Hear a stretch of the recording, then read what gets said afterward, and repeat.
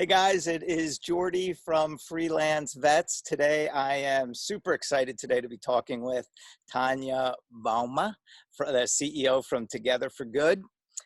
Just an absolutely incredible woman. The one thing I know about you, Tawnya, is there is a theme in your life, and that is you help people. You are constantly looking out for others. I know you've dedicated your life to that.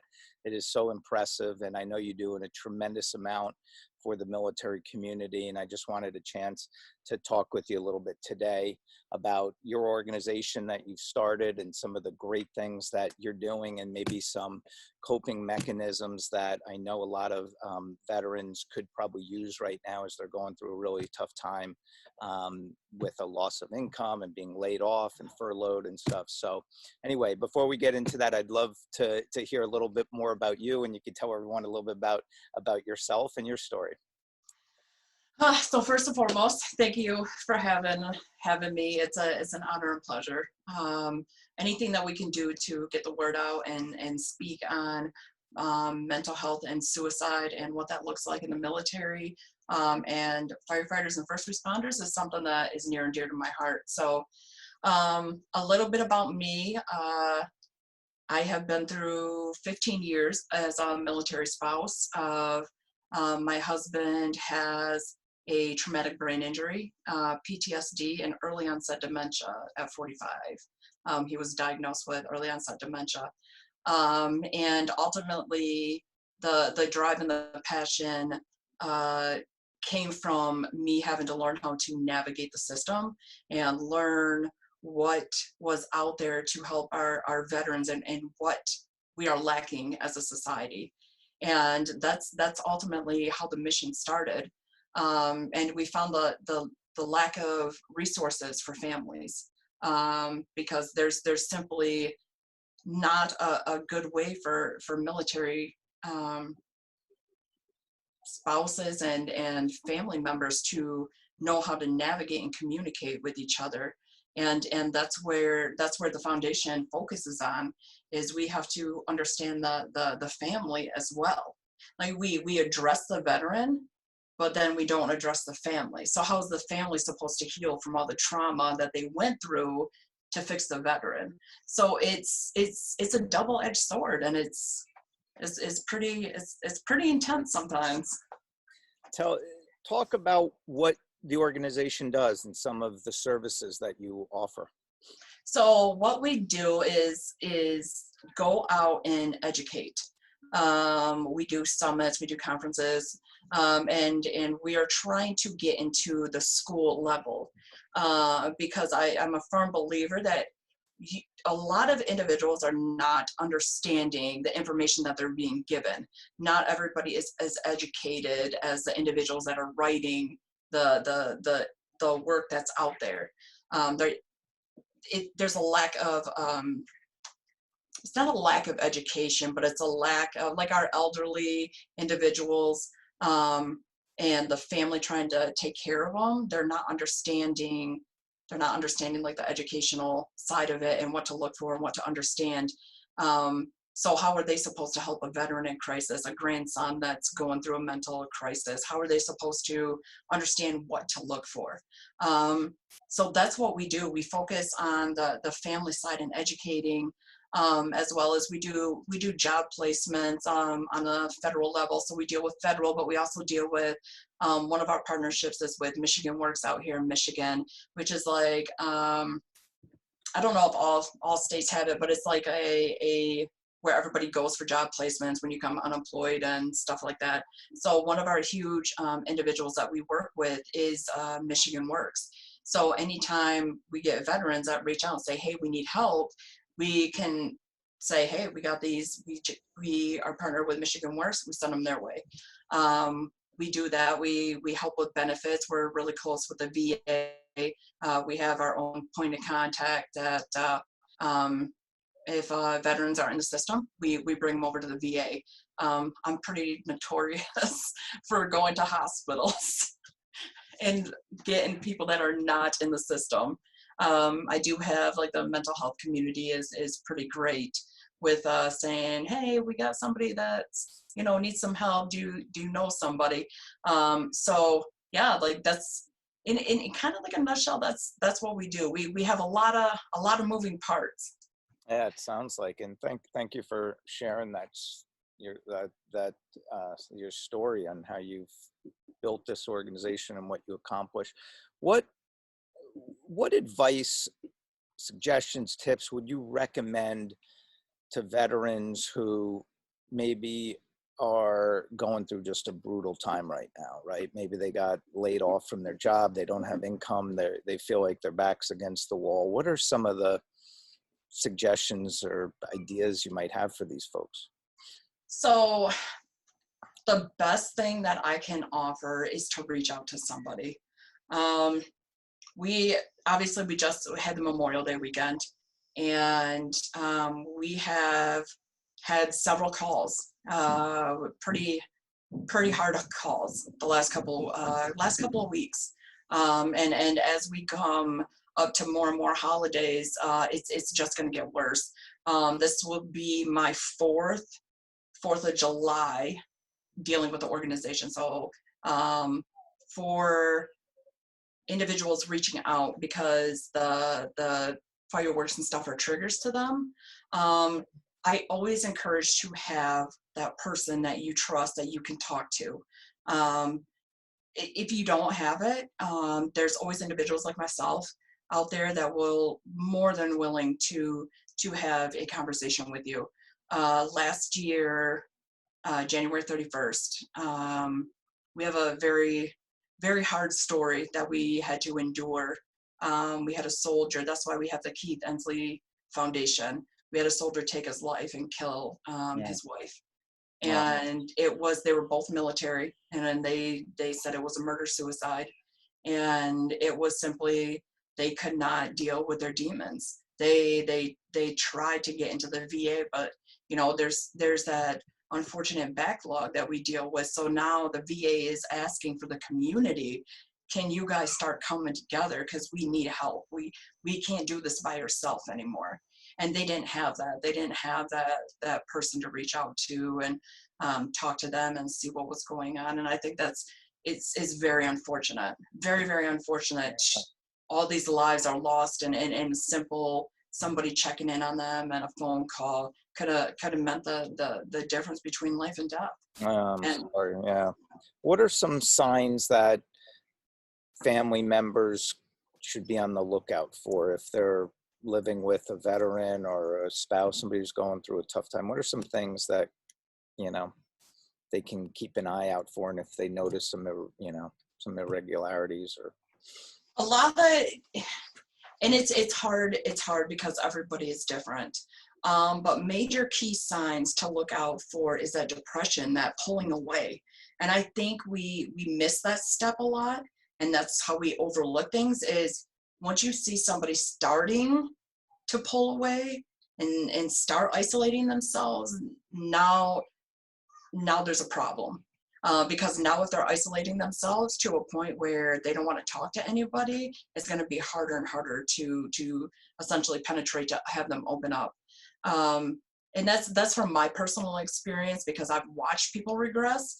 And I speak openly on suicide. My twin sister tried to take her life. And she overdosed on heroin. And that was back in 2016, hardest year of my life. She overdosed and then tried to hang herself. And then one of our good friends ended up taking his life. And it was hard. So I speak openly on this because it is something that if I would have, personally myself, if I would have seen the signs of what she was going through, they were there. I just didn't see it. And I think that's the hardest thing for people to understand, is when you're close in a family, it's harder to see it because you see your family member in a certain perspective, and you're like, oh no, they would never do that. They're not depressed. They're just having a hard day. Like, we don't see it, but an outsider can see it. What are some of the action steps you would recommend somebody take? Do you confront the veteran directly? Do you get outside counsel? What are the best approaches? So everybody's different. Like I said, everybody has a treatment plan that's different for them. That, like, what I think somebody should do is not necessarily what somebody else will do.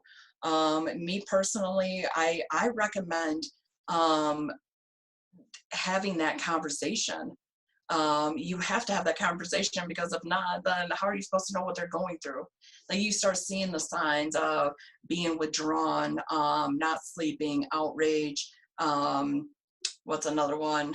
Yeah, like not sleeping, just not themselves. There's obviously something wrong. Right. And I encourage people to have that uncomfortable conversation. And like I tell everybody, if we can talk about sex, we can talk about suicide. Right. That's just that easy. Right. And a lot of people don't like that. A lot of people don't want to talk about it, and that's okay. I'm going to talk, and I'm going to make it as uncomfortable for you, because you have to have that conversation. Right. Approaching the individual that's in crisis is such a huge, it's a huge undertaking, but it has to be done. And just approach it with sensitivity and having empathy for the individual, because they are going through a hard time and you don't know what they're going through inside. Because especially if they've never opened up before, or Right. like, you could be like opening a floodgate of intense stuff that has been going on, and you mentally, the individual that's approaching it has to mentally be in that mindset as well. Right. They have to be in that moment and say, all right, I have to prepare myself for what I'm about to hear and understand, and just empathize with the individual and let them speak. I just got off from a conference call just a little bit ago, and I was like, what we fail to realize is that we are not actively listening. We're not. So they're saying there's something wrong, but we're not listening. Right. And that's where the disconnect is because instead of, well, I'm going through this, I'm going through that, let the other person speak. Let them speak, and you just listen and you empathize and say, what can I do? And if they say nothing, you can't do anything, then just be there, just show up. And I Right. think that's where a lot of people are saying, all right, well, they said they were fine. I'm not going to deal with it. I'll deal with it next week, or forget about it, out of sight, out of mind situation. But the reality is that person was never fine. Yeah. And then you hear about it a week later, they took their life. Ugh. And then you're sitting there wondering, hey, could I should have done this. I should have known this. I should have, there's always those what ifs and I should have. And those are two words that you should never, ever have to deal with in a suicide situation. What if, Yeah. no, I truly believe in my heart that suicide is preventable. If we take the approach of understanding and listening and getting individuals the help that they need, and peer peer-to-peer groups and counseling, and we can have these uncomfortable conversations, and it's okay. So I encourage the uncomfortable conversation, and it comes with a lot of research. It comes with a lot of understanding how to deal with an individual, so you have to prepare yourself for it. Are there any national organizations that you are some of your favorites where people can turn to, whether go checking out their web pages or phoning, or like, who's the best one to reach out to? We deal with a lot of organizations, and the best ones to reach out to. People get very frustrated sometimes with the VA, so you hate to have them call there and get stuck on an answering machine, or leaving messages. And So it's all about that education again. yeah. It's all about understanding what's the best fit. What's a good fit for me may not be a good fit for you, and it's all about keeping an open mind. Right. I'm personally in a crisis situation. What organization comes to mind? Like Michelle Ladd, National Resource, or her organization. She goes around and she gets all the resources for veterans and first responders and police officers.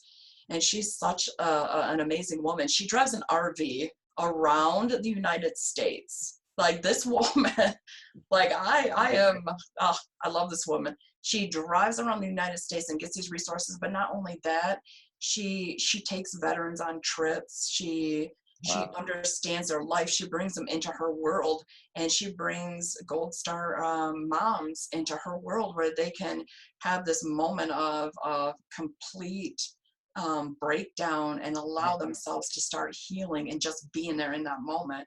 Yeah. And she is such an amazing woman that if anybody, I would have her be my number one. And Wow. That's she impressive. is. She's a phenomenal woman, Yeah.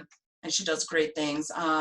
As far as other organizations, we got Vet to Industry for Jobs. We have, and they have all national resources. But we have, Psych Armor, Psych Hub. There's Yeah. there's New there's Partners information on Scientific there. Group. Yep. That's Yep, excellent. yep. We're affiliated with them. That's how we got our certification, through understanding the veteran culture and Yeah. going through trainings and stuff. So our team is constantly going through training.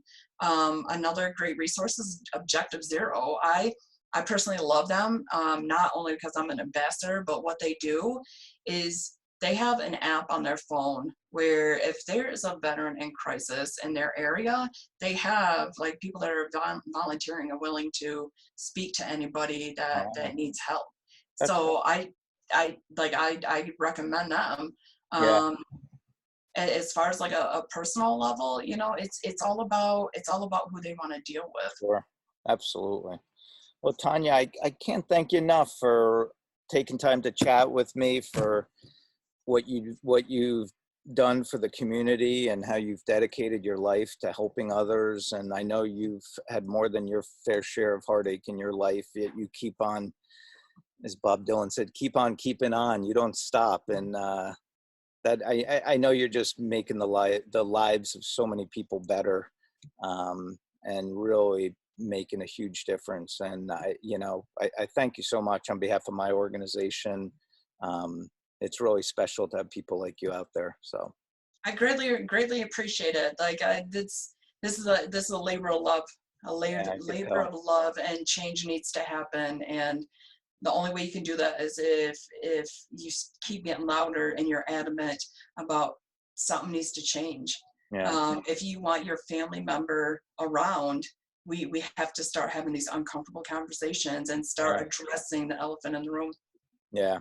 That's awesome. Well, hey, thanks again. All the best to you. Good luck with Together for the Good, an awesome organization, and I appreciate it. Thank you.